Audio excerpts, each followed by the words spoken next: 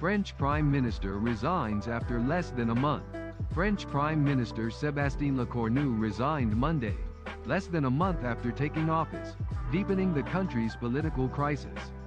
Lecornu, who served 27 days, became the shortest-serving prime minister since France's Fifth Republic began in 1958.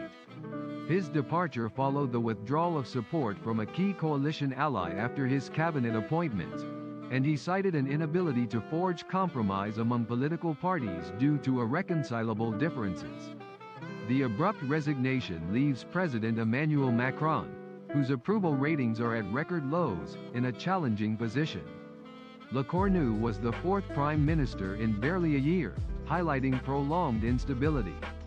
The move creates uncertainty for the upcoming 2026 budget, which faces a mid-October deadline for parliamentary presentation.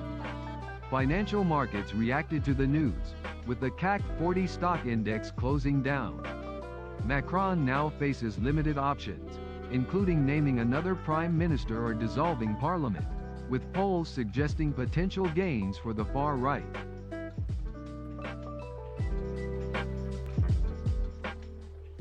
I am willing to bet he was asked to do something that his morals would not allow. This happens frequently, albeit not quite as often in high political office due to the fact that, well, politicians are generally willing to sell their own mother up the river to get ahead.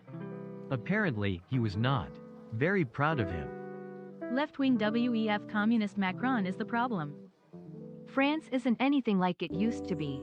It's no longer safe, and I refuse to return until it is. Enough 7 prime ministers, head to the polls, France. Sorry y'all, didn't realize how fucked we are when taking this job. I wish you the best smiley face.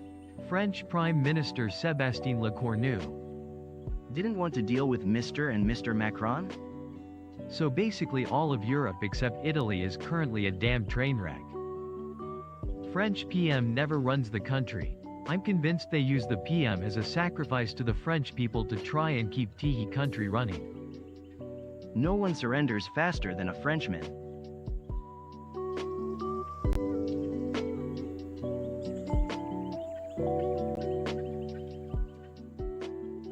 Sanae Takaichi, elected LDP head, could be Japan's first female PM.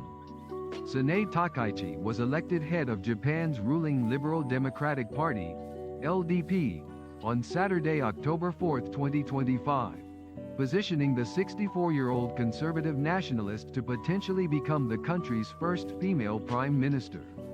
Her selection by the LDP, which has governed Japan for most of the post-war era, is expected to draw scrutiny from investors and neighboring countries. A parliamentary vote for prime minister is anticipated later this month, following the current prime minister's announcement last month that he would step down. The party elected Takaichi to regain public trust from a populace angered by rising prices and attracted to opposition groups promising economic stimulus. Takaichi, a protege of former Prime Minister Shinzo Abe, advocates for revising Japan's pacifist constitution to strengthen defense and supports a return to Abenomics. Her conservative views include opposition to same-sex marriage and female imperial succession. On foreign policy, she is known for a tough stance on China and visits to the Yasukuni Shrine, actions that have historically drawn scrutiny from countries like China and South Korea.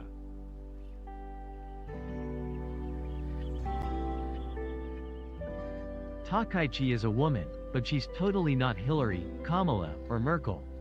She is a right-wing, hawkish, conservative nationalist. She is anti-feminist and for traditional family values.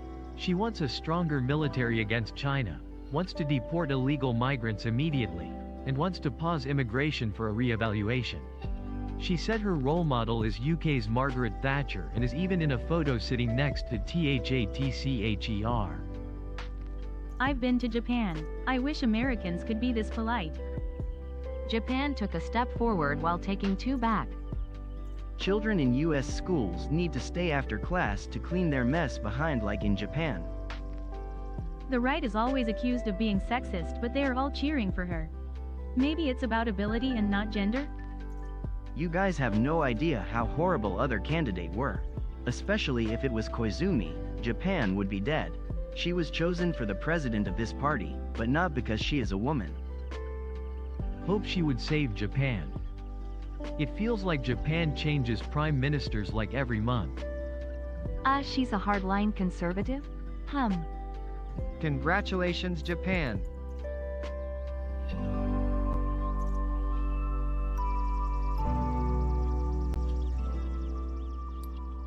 Government shutdown enters second week. Trump opened to healthcare deal. A partial government shutdown entered its second week in Washington, D.C., Monday, as President Donald Trump indicated he is open to a healthcare deal with Democrats to resolve the impasse. Democrats are conditioning their support for a short-term funding bill on extending Affordable Care Act, ACA, subsidies, which reduce plan costs for millions and are set to expire December 31st. Republicans, conversely, insist the shutdown must end first by passing a clean spending measure without such additions. Senate votes on both Republican and Democratic proposals to reopen the government failed Monday, with neither advancing.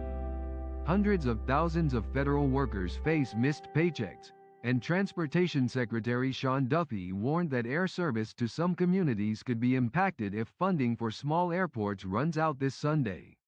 Speaker Mike Johnson canceled House plans to return this week, aiming to pressure the Senate to pass a spending bill.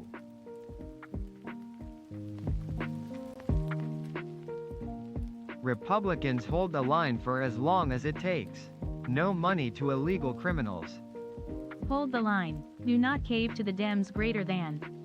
Laws aren't supposed to be made by holding one side hostage through shutdowns. Bet if the senators were working without pay that shutdown would be open in a second. He has no great healthcare deal as usual. How about the legislator don't get paid? We would not see any shutdown. Why doesn't anyone ask him if Obamacare is such a disaster? Then why hasn't he proposed a new HCP from day one? Concepts of a healthcare plan for over 10 years.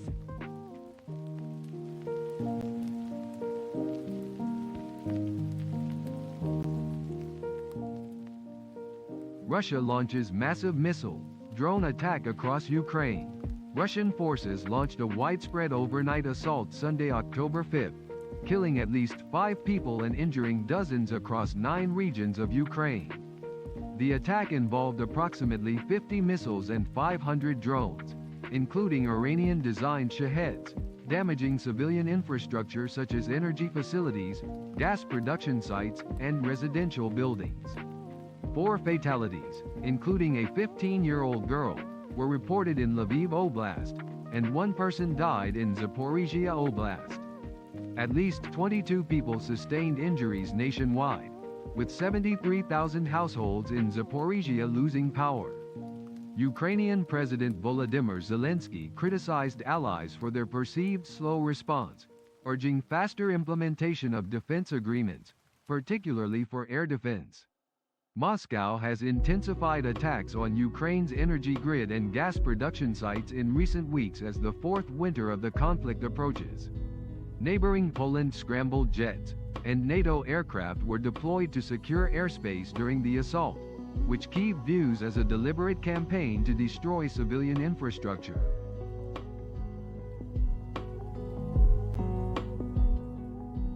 He wants more money, the greatest slimeball swindler of all time. We gave you enough money. You do something. First off, we are not allies. No one is obligated to react to it. Does Ukraine fight for us or with us?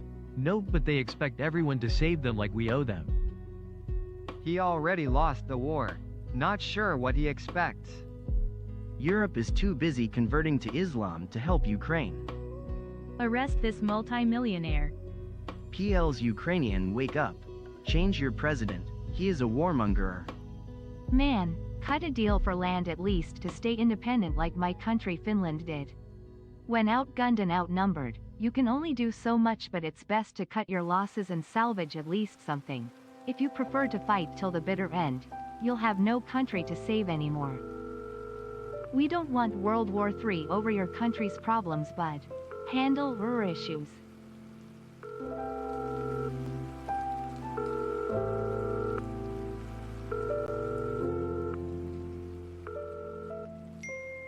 Activists allege mistreatment in Israeli prisons after Flotilla interception. International activists recently deported from Israel allege mistreatment and harsh conditions in Israeli prisons after their detention during the global Summit Flotilla operation in early October 2025. Hundreds of activists were arrested when Israeli forces intercepted dozens of boats in international waters, with at least 170 of more than 400 arrested already deported. Activists described bedbug infestations, denial of food and water, and essential medicines being discarded. Swedish activist Greta Thunberg reportedly told officials she experienced such conditions, while Turkish activist Ersin Çelik alleged she witnessed Thunberg being dragged by her hair and forced to kiss an Israeli flag. British Palestinian journalist Kieran Andrew, recently deported, stated guards threw away medicine for serious conditions like HIV and heart disease. The flotilla, comprising over 40 vessels with approximately 500 participants, aimed to deliver humanitarian aid and challenge Israel's naval blockade of Gaza. Israel defended its actions, calling the mission a provocation disguised as humanitarian aid and a PR stunt benefiting Hamas. Israel's foreign ministry denied allegations of mistreatment, asserting detainees' legal rights were upheld and dismissing claims as complete lies. Israeli court records reportedly indicate Greta Thunberg made no personal complaints about mistreatment, though she requested to return home. However, National Security Minister Itamar Ben-Gvir publicly stated he was proud to treat activists as supporters of terrorism. CBS News reported Israeli Prime Minister Benjamin Netanyahu approved drone attacks on 2 flotilla vessels in early September.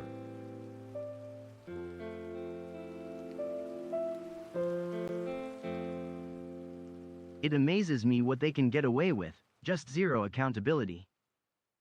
Kieran is a hero such all the other 400 freedom sailor on global Summit Flotilla. As a sailor I have to say this, only pirates enter boots with guns in international waters. Israel's abuse of prisoners has long been alleged. Now there are more witnesses. Brave people, thank you. Just imagine what the Palestinians go through when detained. Absolute monsters. The world will not forget. Boarding and abducting you in international waters is known as piracy, and that's how the world should treat it. Those were not Palestinians by the way, and they have a strong Western country that can protect them. So imagine what happens to people with no army, no power and completely understand the IDF mercy, if they have mercy.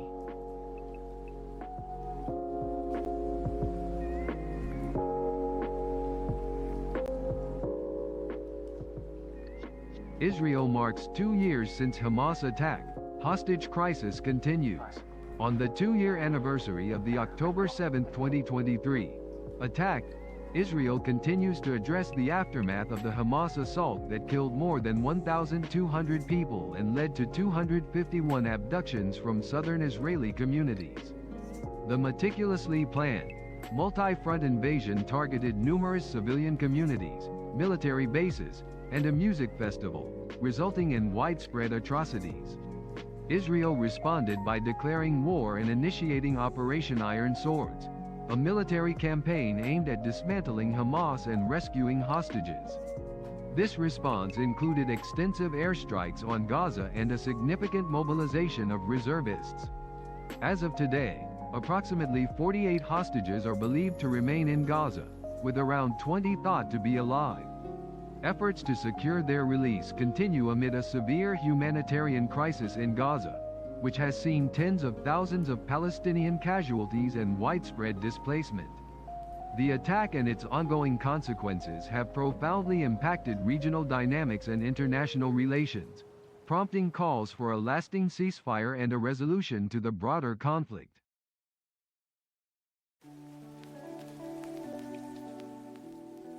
Cowards attacking civilians. You forgot to show the video where they burned people alive in cars and put babies in ovens and cooked them. It doesn't get much more evil than that. Hey Greta, did you watch this? Everyone who praises Palestine should have to watch the unedited version of the videos.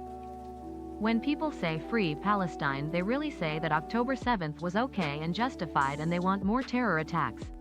Evil and anti-Semitism is so openly praised. Stand with Jews and Israel. There is no coexistence with evil. Wake up.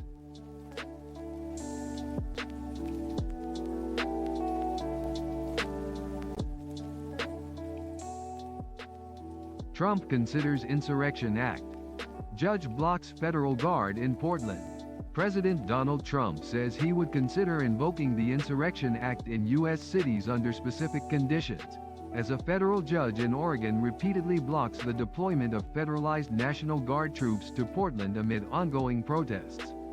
Trump stated the act has not yet been necessary, emphasizing his goal to make cities safe and citing Washington, D.C. as an example of success. He indicated conditions for invoking the act could include people were being killed, or if courts, governors, or mayors impeded efforts to ensure safety. U.S. District Court Judge Karen Immergut has issued multiple temporary restraining orders, preventing federalized National Guard troops from California, Texas, and other states from deploying to Portland. The Trump administration appealed these decisions, arguing for constitutional authority to deploy troops and citing the potential for violence at demonstrations outside the ICE facility. Separately, groups plan to file lawsuits alleging civil rights violations and excessive force by federal agents and local law enforcement in Portland. The Insurrection Act of 1807 grants the president authority to deploy the U.S. military and federalize National Guard units within states to suppress civil disorder, serving as an exception to the Posse Comitatus Act.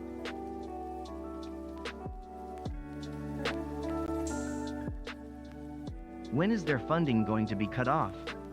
God bless President Donald J. Trump. Still need to hold these corrupt DOS and judges accountable. As an Oregonian since 1984, I say with all my heart, while still loving this state geography, Portland city officials and that city lawyer as well as their socialist mayor and socialist governor should go intercourse themselves. They are all liars. Who else thinks they're not using enough force? It started with protesters using excessive force on federal officers. Activist judges are evil and should be put in prison.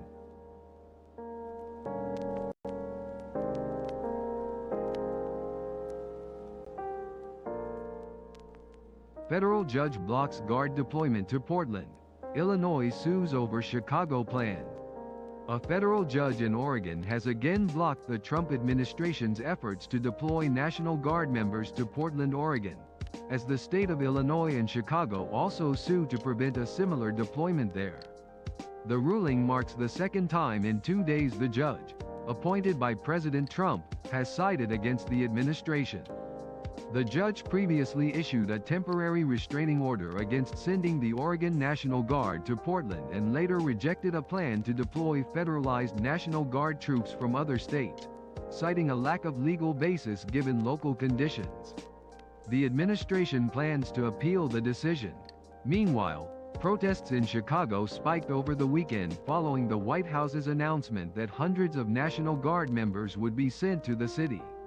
Illinois and Chicago officials have filed a lawsuit to block this deployment, arguing the federal intervention is unwarranted.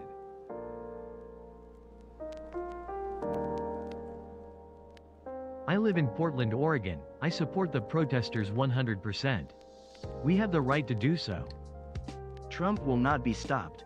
There will be reinforcements arriving. There's a reason why he's called a genius. Judge has zero ground to stand on and the lawsuits won't go anywhere. LMAO, learn the laws first, folks. Elbows up, America. No kings, no dictators, no fascists, no liars.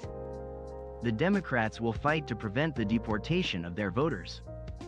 Federal Oregon judge proves the corruption runs deeper than go-paid activists. Not for long. This will be taken to a higher court and once again federal law will win. These left liberal judges are merely giving a head start for the non-citizen illegal to run away quick. These type of cities are only delaying the law. Fortunately, November is just around the corner and many states will be voting. Release the files right now.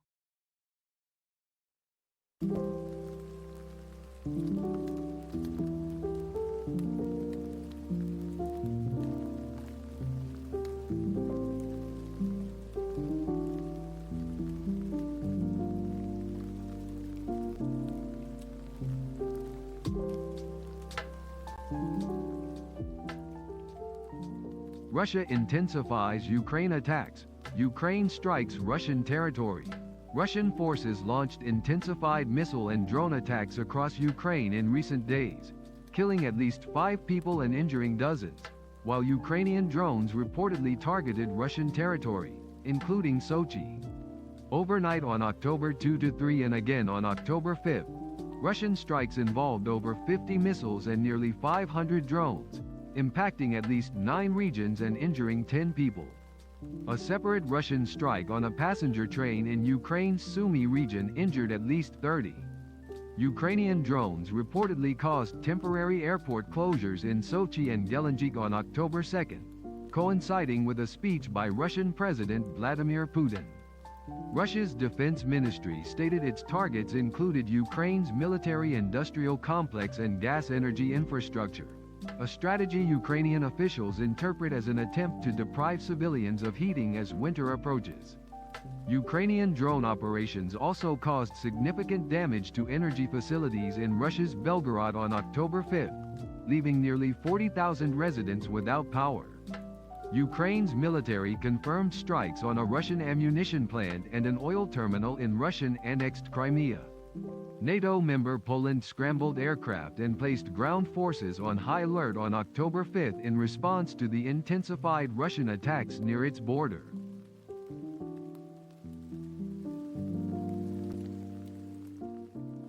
It is an embarrassment to be British when we have had so many bad prime ministers and then we see a true statement and global leader like President Putin. Zelensky is such a coward man. Killing a state's leader during a summit is a taboo. Zelensky proved again that he is a war criminal.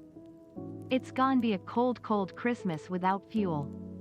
Putin must carry out regime change also in Ukraine.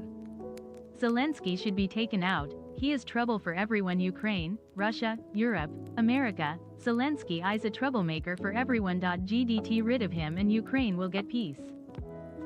So Putin is worried about tomahawks. Oh well, please send them then to Ukraine as soon as possible. I wish Putin was my real dad. Vladimir Putin already ruined the relationship between Russia and US. It's always the West. Zelensky is their pawn.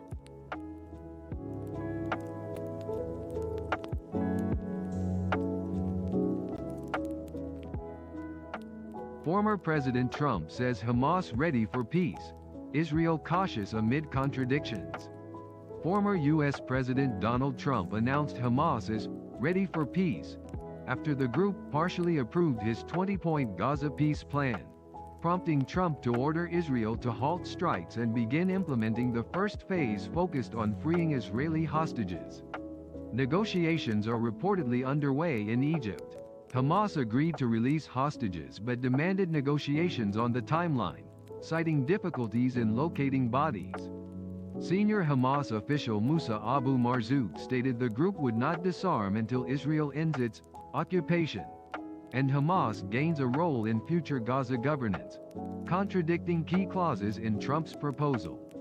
Israeli Prime Minister Benjamin Netanyahu reportedly called Hamas's reply an effective rejection, though his office confirmed Israel's readiness to implement the initial stage in coordination with Washington. Trump urged swift action to prevent further bloodshed.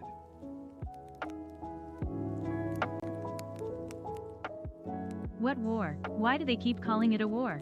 It's one mega bully firing his machine gun on a toddler to jerk its bottle of milk away. Fighting unarmed civilians is not a war. War is soldiers fighting soldiers, and not babies, kids, elderly. The sad thing is all these idiots protesting all over the world are doing only one thing: giving Hamas a propaganda tool to keep going. No deal, just do it. Wipe of Hamas. Israel continues to bomb civilians in Gaza and expects Hamas to release hostages. This peace deal is a effort at K-Fest. Would love to see it work but suspect Israel wants to utilize its strong military position to avoid two-state solution. Let's see what Bibi the Butcher will do now. He will prove again that he doesn't care about the Israeli prisoners of war or peace. Hamas will be at the negotiating table and will not disarm. Hamas is gambling with the life of the Palestinians.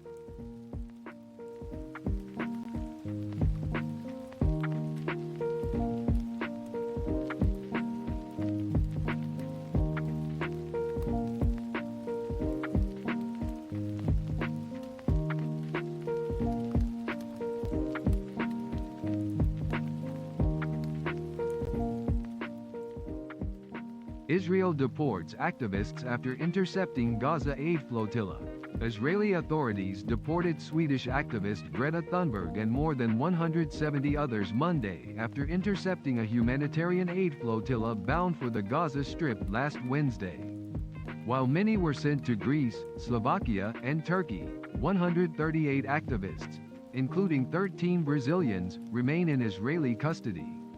Some detainees, like Brazilian activist Tiago Avila, reportedly refused deportation and allege human rights violations, including physical and psychological mistreatment. Israel's foreign ministry denies accusations of mistreatment, stating all legal rights are respected.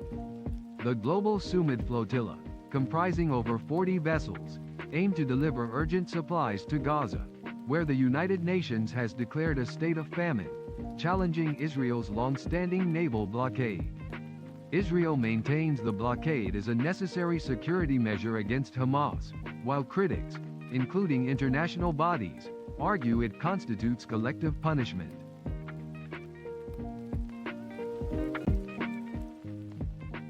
It's good that they don't waste water. It's a big favor you're doing. Will she now tidy her own room?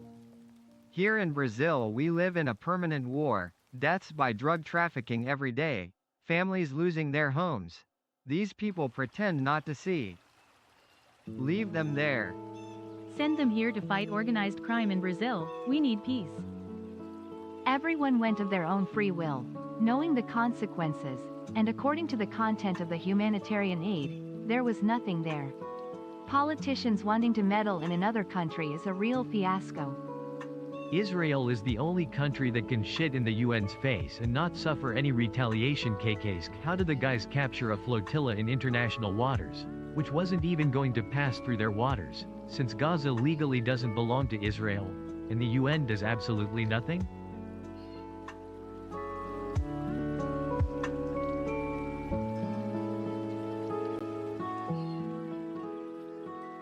Lula, Trump hold virtual talk on trade tariffs, future engagement. Brazilian President Luiz Inácio Lula da Silva and former U.S. President Donald Trump held a positive and cordial virtual conversation Monday, October 6, 2025, to discuss trade tariffs and potential future in-person engagement. The 30-minute call primarily focused on U.S. trade tariffs, including a 50% tariff on certain Brazilian imports. Brazil urged Trump to lift the tariff, which was reportedly imposed in response to Brazil's legal proceedings against former President Jair Bolsonaro, a political ally of Trump. Brazilian ministers Geraldo Alckmin, Fernando Haddad, and Mauro Vieira also participated in the highly confidential discussion, which followed a cordial encounter at the United Nations General Assembly in September 2025. Despite ideological differences, both leaders expressed optimism for improved relations, with Trump initiating the call to de-escalate tensions. They discussed a possible in-person meeting, with Lula suggesting the ASEAN summit in Malaysia or offering to travel to the United States. The exchange of personal contact information signaled a desire for direct communication and a potential thaw in diplomatic relations.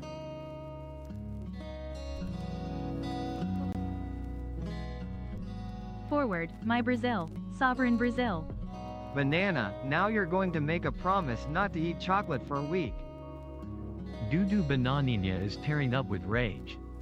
That's how you work, quietly away from the spotlight of the gossip media. In this conversation, there will be no Brazilian president saluting the American flag. Brazil is sovereign. Today with this news will be a day of losses on the farms. Today the cattle won't eat, they won't sleep, and what's worse, they won't cross. Let's go, my president. Bury Bolsonarism for good. How good it is to have people in government who work instead of making a fuss on social media.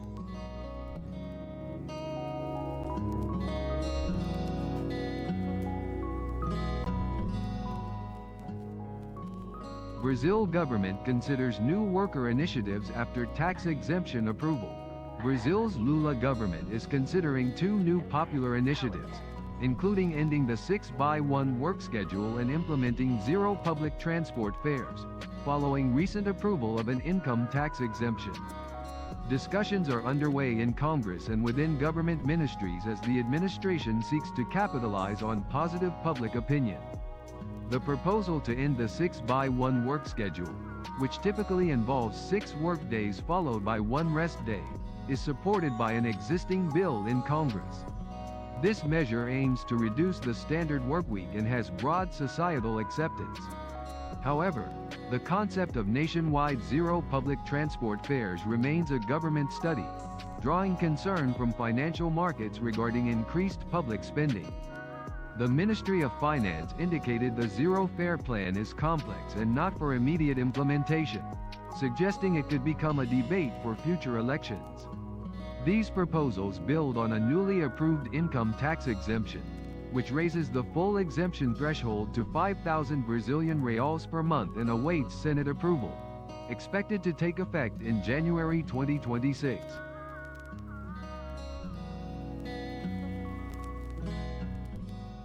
Governing for the people. Best gift. Exchange the subsidy to agriculture and the entrepreneur's purse, in general for public transportation. FIMDA Scala 6x1I. Now the Gadida will defend slave labor. Scale 5/2 for the good citizens and scale 7/0 for the Bolsonaro supporters. Seriously, did you know how many idiots there were in Brazil until the patriots came along? I support the 5/2.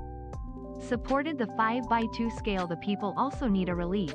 If it is possible, let's run after. Our loins are weakened. Scale 5x2, preferably 4/3, now.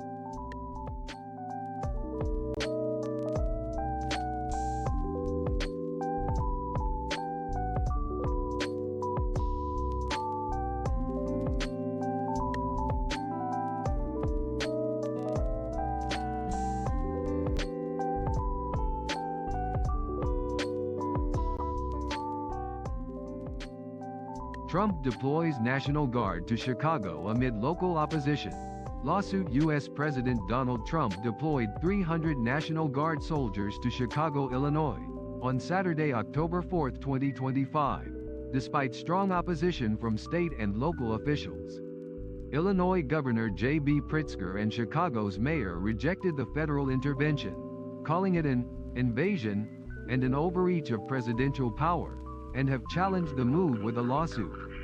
President Trump justified the deployment by citing the need to enforce security, control immigration, and reduce crime rates, while the White House accused local leaders of failing to address security concerns.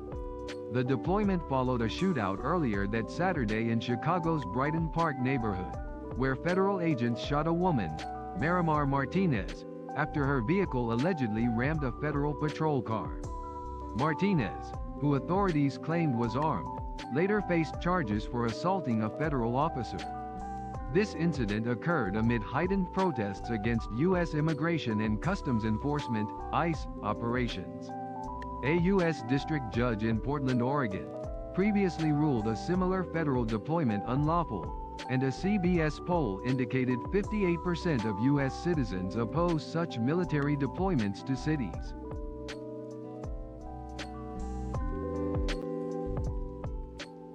Where is the one who said yesterday that America is a peace-loving country?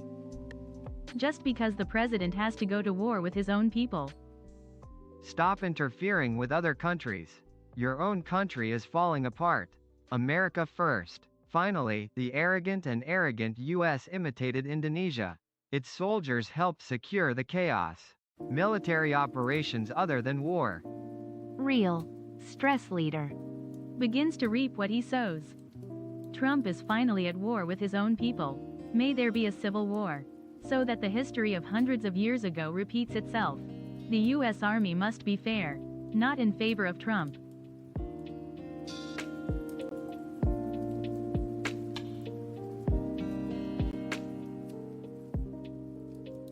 Prabowo monitors illegal mines, advances military modernization.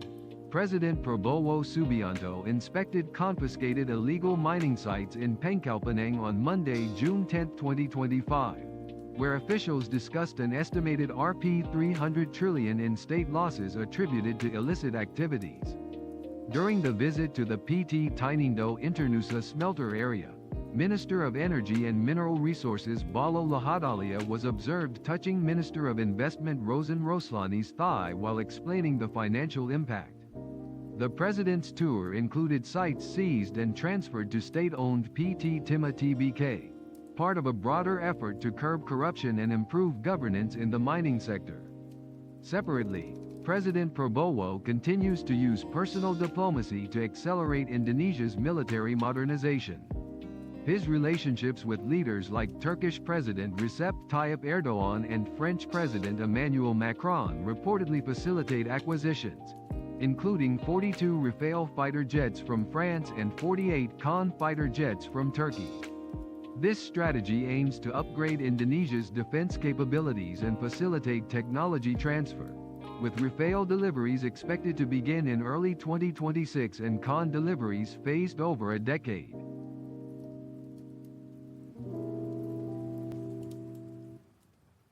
Those behind the president need to be checked so that the LPG price is honestly applied as explained by the old Makiu and the new Minister of Finance. Where did the difference in LPG prices evaporate? Check those behind the president to be honest. Said the Balo, steady 300 trillion, poke first boss. It is necessary for Mr. President to intervene on quality, efficiency, effectiveness, price, technology transfer, modernization, and maintaining global constellation. Mr. President continued with his staff. So as not to be corrupted. It is appropriate for Mr. Prabowo to participate directly so that the military budget does not leak to the mafia. There are so many bandits in the president's circle.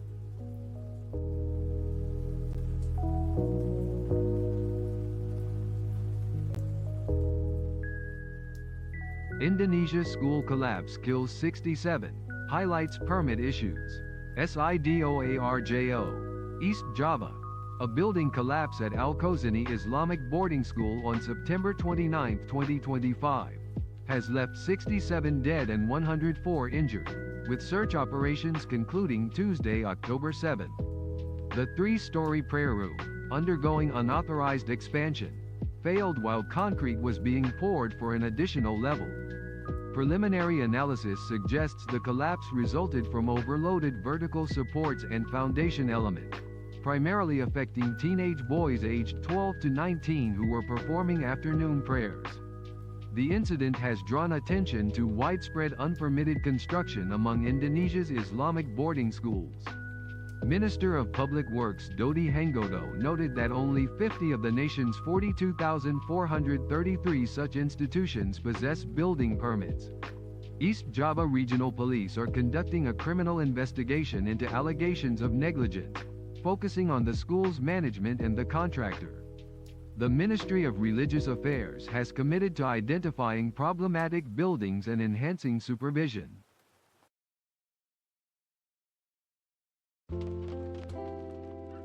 Criminalize the administrators and contractors of the collapsed building. This is not an accident but negligence that causes human death. I saw the photo in the media.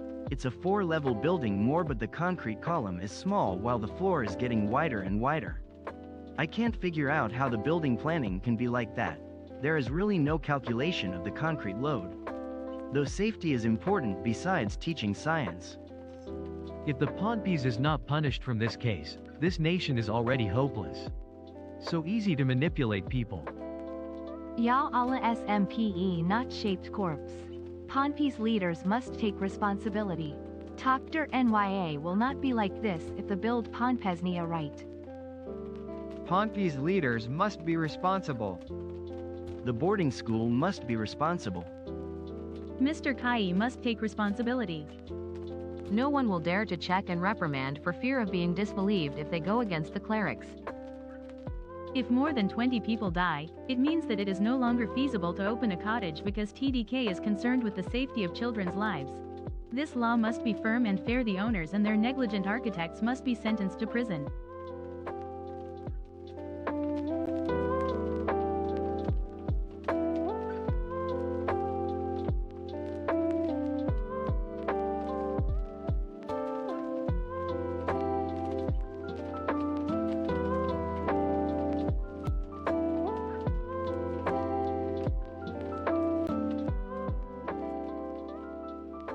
Researchers win Nobel Prize for Immune System Discoveries. Shimon Sakaguchi of Osaka University and U.S. researchers Mary E. Brunko and Fred Ramsdell received the 2025 Nobel Prize in Physiology or Medicine for their discoveries concerning regulatory T cells and peripheral immune tolerance. Sakaguchi, 74, was recognized for identifying regulatory T cells in 1995, which regulate the immune system to prevent it from attacking the body's own tissues while still defending against external threats. Brunko and Ramsdell collaboratively discovered the FOXP3 gene in 2001, demonstrating its essential role in the development and function of these cells. Sakaguchi later confirmed in 2003 that the FOXP3 gene governs the development of the regulatory T cells he had identified. Their collective work has elucidated how the immune system avoids self-attack, impacting medicine with over 200 ongoing clinical trials. Applications include treating autoimmune diseases such as rheumatoid arthritis and type 1 diabetes, enhancing anti-tumor responses in cancer immunotherapy, and developing strategies for organ transplantation and allergies. Sakaguchi's recognition marks him as the 6th Japanese laureate in physiology or medicine since 2018.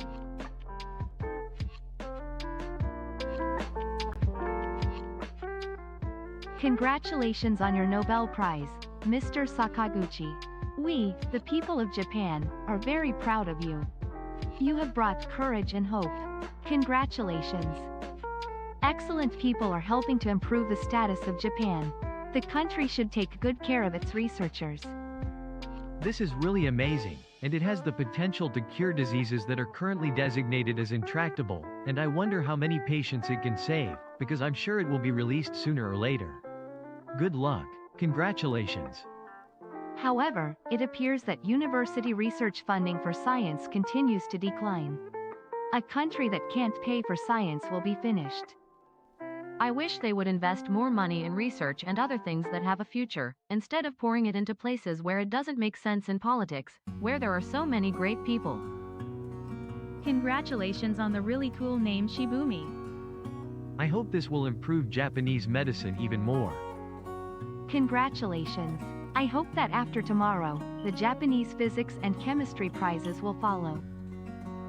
The Japanese Nobel Prize in Physiology or Medicine is great.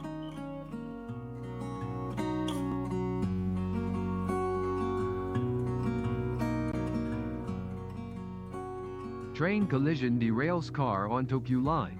No injuries reported.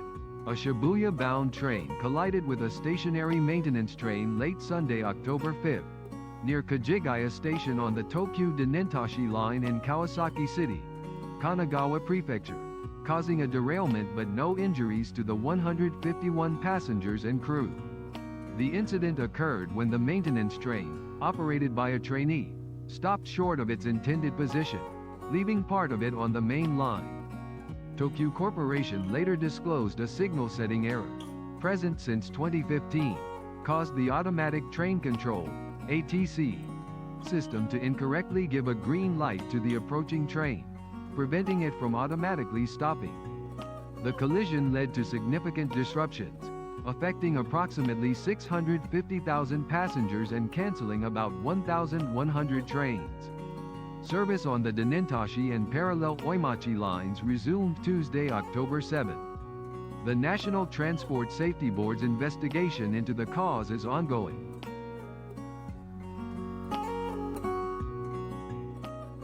It appears that the problem was not with the driver or the command, but with the design and verification of the tracks and signaling system. It's fortunate that no one got hurt. The section must be closed because the circulating train has not fully exited the point. Forced braking or an apprentice driver has nothing to do with the cause of the accident. Traffic is always congested on the 246 toward Shibuya, and there are few alternatives when there is trouble on the Tokyu Denentashi line. I feel like I'm putting all the blame on the apprentice driver. And since the accident happened in the middle of the night, those who woke up in the morning would not have been able to do anything about it, like getting up early. I see scattered comments about a clear explanation, but it doesn't make sense. The problem is not the driver's error, but the fact that the regular train was able to enter the problem area while the train was not completely evacuated. The focus of the question should be on this point, but it is completely out of focus. I am really glad that there were no casualties.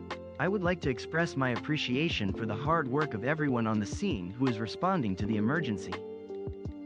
Why is the media trying to pin the blame on the apprentice driver? It's disgusting, from the headline to everything else.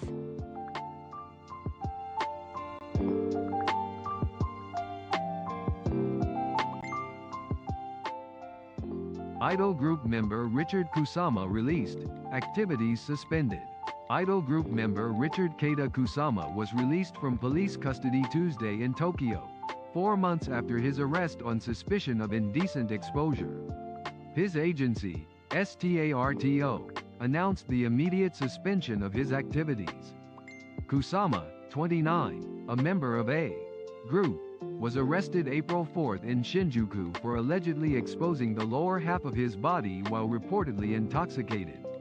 He apologized to reporters upon his release from the Tokyo Metropolitan Police Department's Mita Police Station. STARTO issued an apology, stating it takes the social impact of this incident very seriously, and that an internal investigation will continue. Police did not disclose whether Kusama admitted to the charges, and the legal process remains underway. A Group, a 5-member boy band, is expected to continue as a 4-member unit, with Kusama's scheduled events cancelled.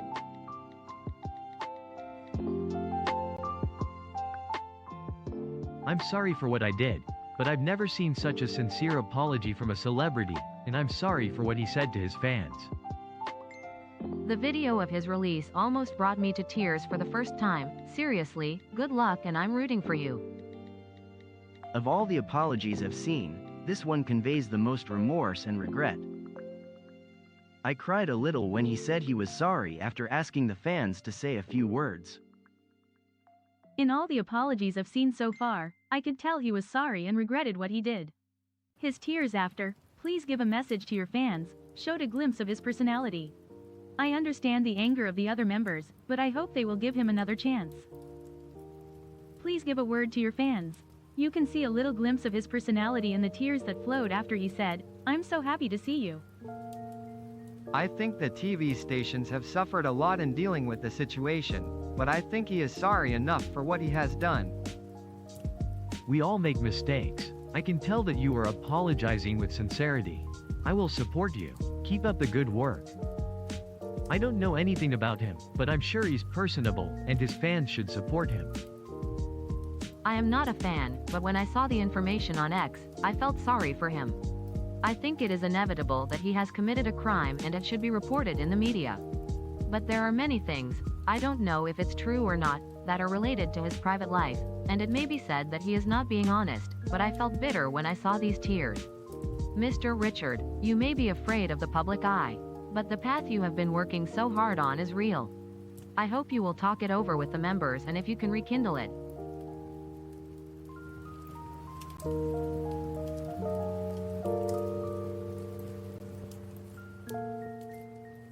LDP President Takaichi forms new committee, eyes record women appointments. Liberal Democratic Party President Sanae Takaichi inaugurated a new executive committee in Tokyo today, aiming to appoint a record number of women to cabinet and party positions. The move seeks to project an image of renewal and commitment to gender equality, following her recent election on October 4, 2025, which positions her to become Japan's first female prime minister. Takaichi reportedly considers appointing 5 or more women to the cabinet, potentially surpassing former Prime Minister Shinzo Abe's record. However, the appointments have drawn criticism within the party and from opposition, citing strong factional influence and the potential inclusion of individuals previously disciplined for slush fund issues. The LDP, now in a minority government after losing its parliamentary majority, faces an urgent need for a fresh public image.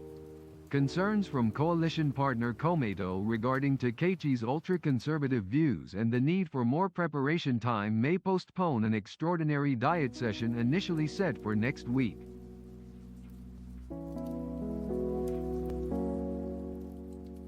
It's a lot better than the current cabinet. I understand that there are voices of criticism, leftists, but there are even more voices of expectation, the Japanese people. So why don't they report it?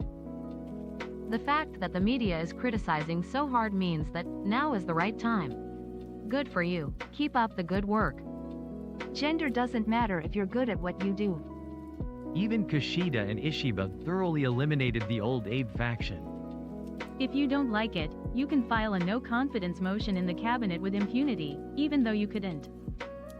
I support President Takaichi, don't break your body, and keep up the good work. You can't rebuild the LDP without going this far. What are you talking about? Legacy media, quit nitpicking everything.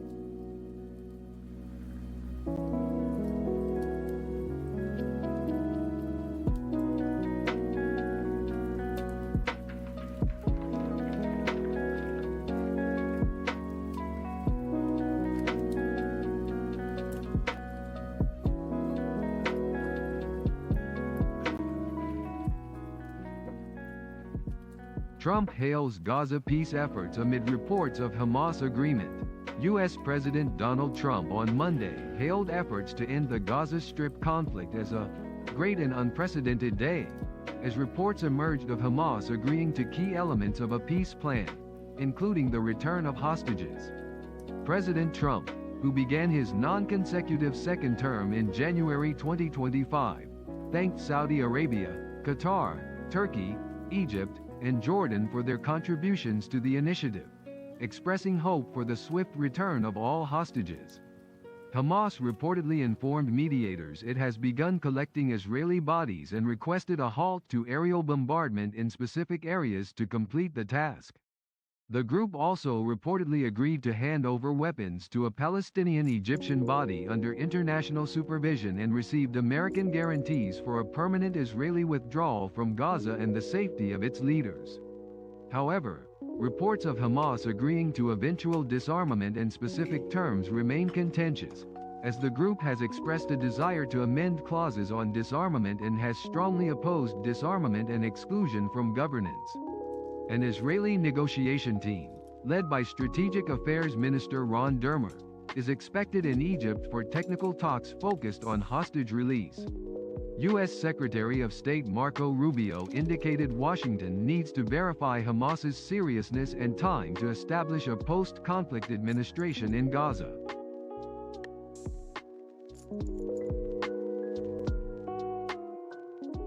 The weapon of the resistors is their faith in their hearts and minds, which made this weapon and will make the most impressive, and there is no consolation for the Zionists. You will not hand over the weapon, and this is news from the Zionist channels. Oh God, support our brothers in Gaza. Oh God, feed them from hunger and secure them from fear. Oh God, return us to you with a beautiful response.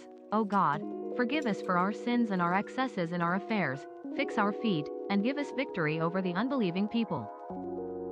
Liars will not surrender their weapons.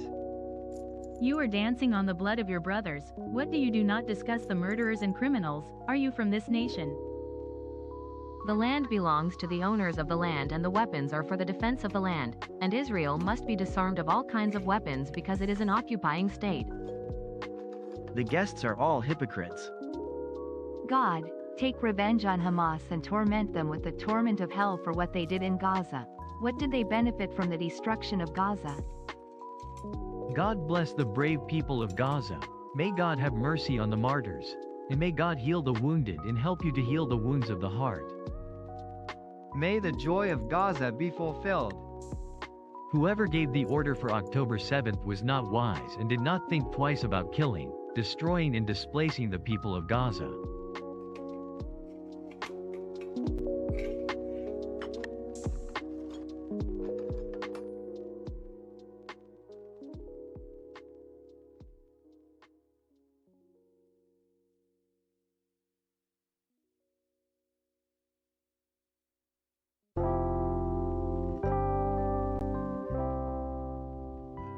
Gaza factions adopt guerrilla tactics 2 years into conflict.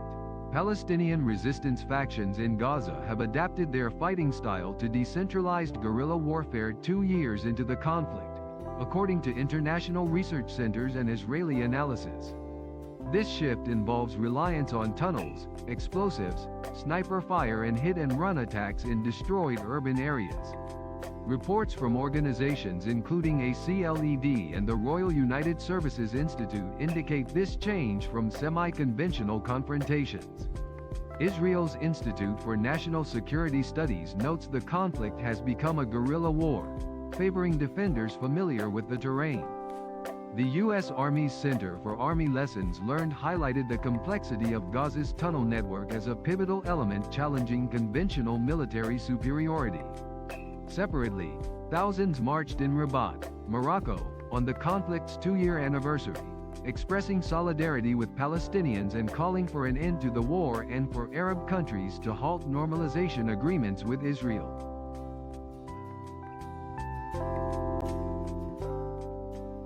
The Yemeni and Moroccan people. The Moroccans, despite the political issues and unrest, are united in their love for Gaza and Palestine, and strangely enough, they stopped gills until the solidarity with the Palestinian people is over. From Yemen, greetings to our brothers in Morocco. Morocco has its own internal, family, worries and issues and will not forget Palestine. The people of Morocco have been going out for 2 years without stopping. The Moroccan people are a living people alongside the Yemeni people, unlike other peoples. These people were not raised in the schools of the West and secularism. They were raised in the school of Muhammad, peace be upon him. Greetings to the honorable and free people of the Kingdom of Morocco. A living people greeting you from Libya. Greetings from Yemen to free Morocco.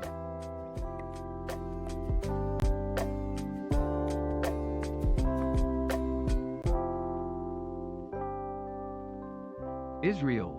Hamas begin indirect ceasefire talks in Egypt. Indirect talks between Israel and Hamas began Monday in Egypt, aiming to finalize a Gaza ceasefire and a captive prisoner swap.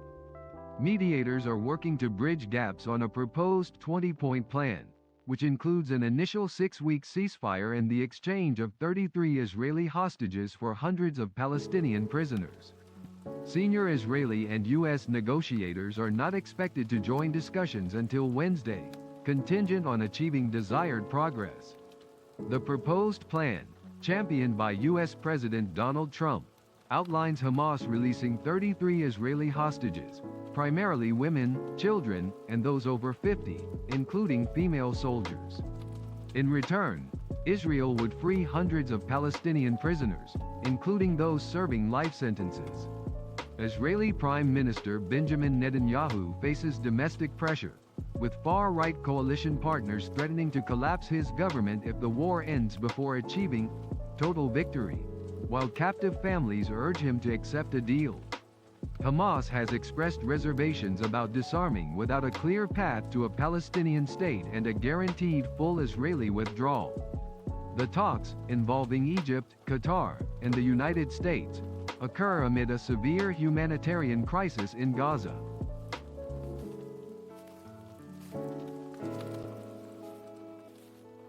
Trump and Netanyahu are two devils in the same coin.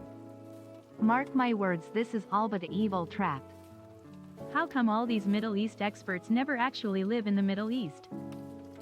Israel will break any ceasefire without any reason like they did last time.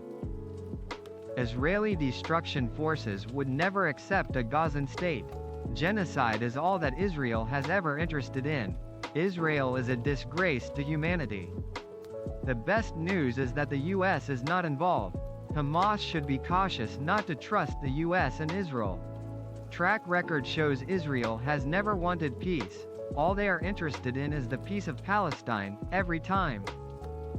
I remember when the war started and IDF was planning to enter Gaza, you said it was a suicide mission.